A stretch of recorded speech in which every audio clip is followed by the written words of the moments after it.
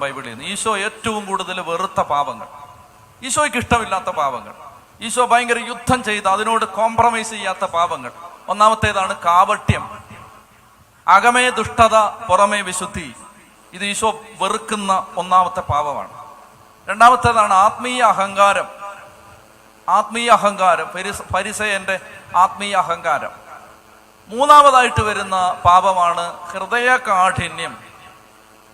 ഹൃദയകാഠിന്യം, അതായത് ഹൃദയം അടച്ചു വെച്ചിരിക്കും. കർത്താവിന് ഭയങ്കര പിണക്കമാണ്, ഹൃദയം അടച്ചു വെച്ചിരിക്കുകയാണ്. അതിനെക്കുറിച്ച് നമ്മൾ മർക്കോസിന്റെ സുവിശേഷത്തിൽ ഈശോ ഒരു കൈ സൂക്ഷിച്ച മനുഷ്യനെ ശാപത്തിൽ സൗഖ്യമാക്കുന്ന സമയത്ത് ഈ ജനത്തിന്റെ ആ കട്ടിയുള്ള മനസ്സ് കണ്ടിട്ട് ഈശോ പറയുന്നുണ്ട്, അവനിങ്ങനെ പറയുന്നത്, അവരുടെ ഹൃദയ കാഠിന്യം കണ്ടിട്ട് അവൻ അവരെ ക്രോധത്തോടെ നോക്കി എന്നാ പറയുന്നത്.